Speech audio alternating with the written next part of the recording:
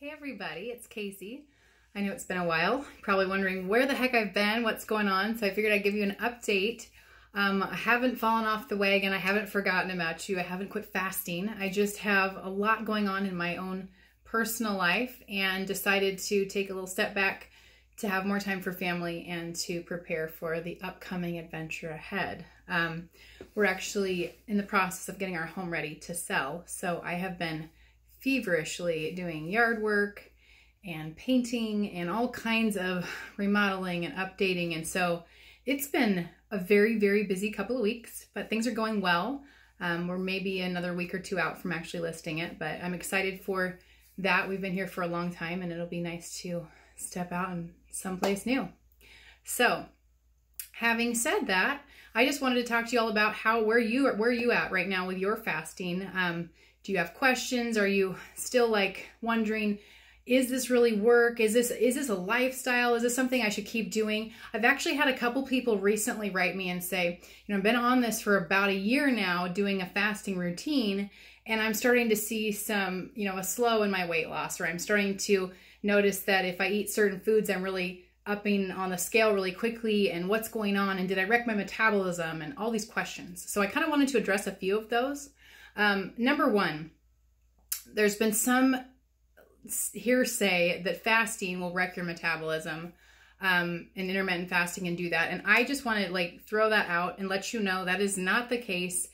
I mean, certainly if you are doing extremes on any end, you can definitely get yourself out of balance, but fasting actually will help to get your metabolism into a good place again. So if you're having issues with your hormones, fasting can help to rebalance that.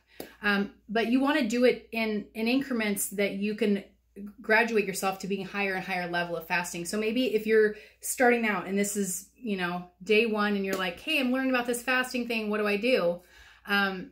Begin with the 24, start with a 24-hour fast. And I want to clarify, because I know it seems like a basic principle that most people that know about fasting know what it is, but I've actually had a lot of people asking, can you specifically clarify what fasting is? Fasting, a water fast, like what we talk about with a snake juice fast, which is what I mostly promote, it means that you're literally only drinking snake juice or water or coffee or tea. It's nothing with caloric value, 0 calories, no added sweeteners, nothing like that.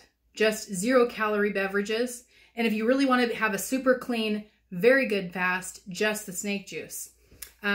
Aside from that type of fasting, the only other fasting that I promote and recommend is dry fasting. And that's where you abstain from both food and beverage completely. So those are the two. But again, let me just make sure that you understand. Juicing is not fasting, okay? A liquid fast, or what they call a liquid fast, it's not fasting. And I know it's confusing because if your doctor says, hey, you have this upcoming procedure, you need to be on a liquid diet, that does not mean that you're fasting. It just simply means that you're not eating foods that your body has to break down. So don't get that twisted with what fasting is. Aside from that, you just need to get on a plan of going, where am I at body fat wise? Am I within the normal range, or do I need to lose it? And if you need to lose, get yourself on a plan to say, okay, I'm going to have a goal of losing X amount by the end of this month. You have to set yourself an actual a goal where you can look at a calendar or a picture or something and go, by this date, I'm going to be here. And even if you don't get there, you keep the intention in mind, because when you have that intention in mind and you know that that date is going to come, you're going to feel bad if you didn't do anything to work yourself towards it. So let's say that your date was the very first ever 5K that you've ever participated in.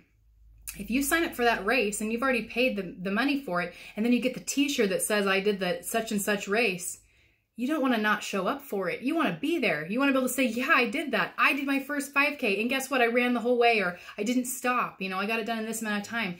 And that having that set date, it not only motivates you, but it makes you know, I have to be held accountable, because if I don't do anything to train for this, it's going to be held to pay on that day. So, do that, and then use that date to then go, okay, I accomplished this, or I got to here. Maybe my goal was I wanted to lose, 10 pounds by the end of the month, or I wanted to, whatever your goal is, okay?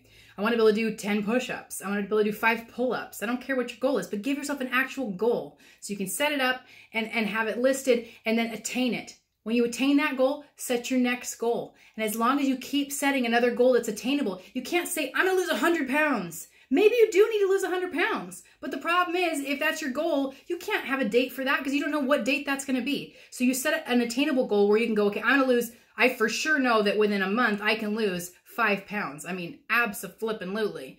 I mean, really should be more like 10. If you actually need to lose weight, you could probably lose 20 to 30 to 40 in a month. I've seen it countless times. Lots of my fasters on our Fasting with Friends have lost big, big numbers like that in a month. So it's just how fast and how hard and how much do you want it? And that's, it's up to you. So moving forward, I can't say when I'm going to do another video because I really don't know with our house and the situations that's going on, what that will be like for me. But I am still staying in contact with my online fasting group through Fasting with Friends on Facebook. So if you want to stay in touch with me or you have questions, please jump on there. If you don't have Facebook, it's totally fine for you to message me. My email is just Casey Relane, just like my YouTube, Casey Relane, all lowercase, @gmail.com. And you can email me and I'll be happy to answer a question, or you can put it in the comments below. Other than that, I hope you guys are doing great. I hope you're sticking with your fasting plans and that you're seeing some awesome health results. Take care, and I'll see you around the corner.